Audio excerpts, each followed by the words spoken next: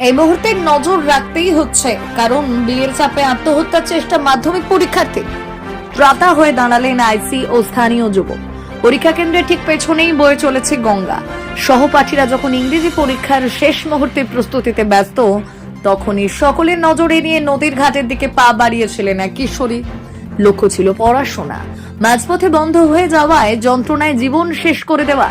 তবে স্থানীয় এক ব্যক্তির তৎপরতা এবং পুলিশের মানবিকতায় শেষ পর্যন্ত রক্ষা পেলেন মালদার সেই মাধ্যমিক পরীক্ষার্থী। মঙ্গলবার সকালে মুর্শিদাবাদের ফারাক্কা থানার নয়ন সুখ স্বর্ণময়ী বালিকা বিদ্যালয়ে পরীক্ষা দিতে এসেছিল ওই ছাত্রী।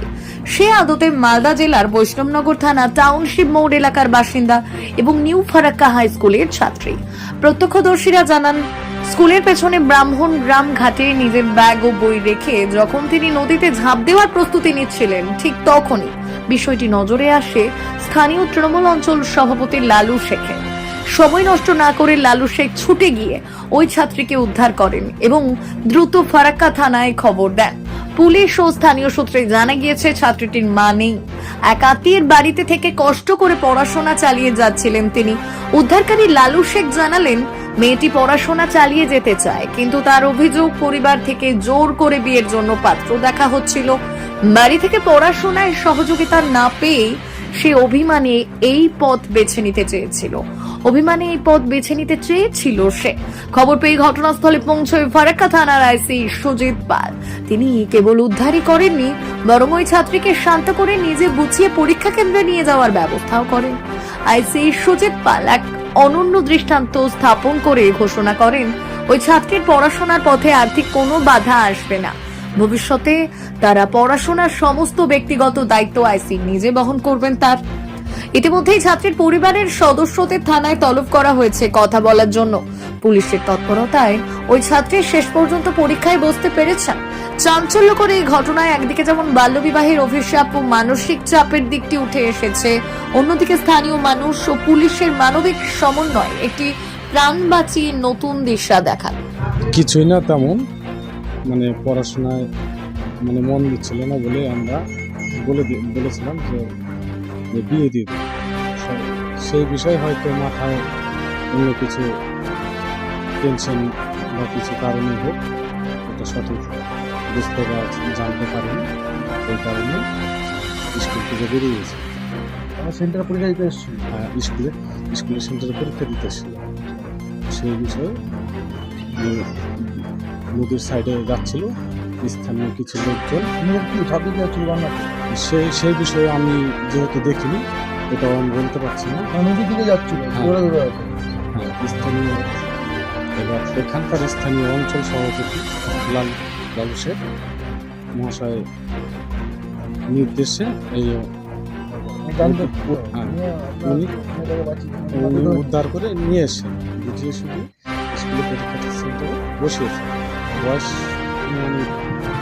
16.5 ইংরেজি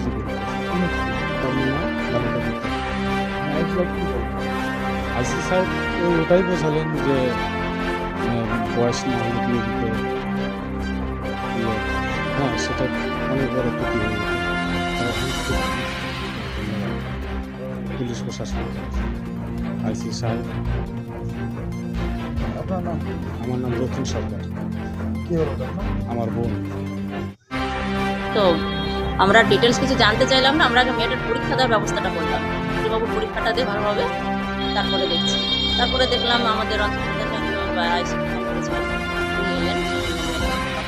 দেখাও করলেন, বুঝিয়ে বললেন, আমাকে বলে গেলেন যে ম্যাডাম ওকে ছাড়বেন না, আমি ওকে যথাসময় বাড়ি পৌঁছে দেবো দায়িত্ব নিয়ে। তো আমি ঠিক সেইভাবে মেয়েটাকে বসিয়ে রেখেছিলাম।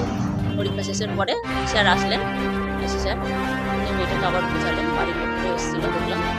আমি ভেতরে ঘটনা কিছু বলতে পারবো না, সত্যি কথা বলতে। আমরা পরীক্ষাটারই ব্যবস্থা আমাদের স্কুলের তরফ থেকে যা যা করার ওর জন্য আমরা করেছি। যাচ্ছিল কিনা এটা আমাদের চোখে দেখিনি আমরা, আমাদের অঞ্চল প্রধানই বললো যে ওনারা ঘটনাটা দেখেছেন, ওনারা এসে বললেন।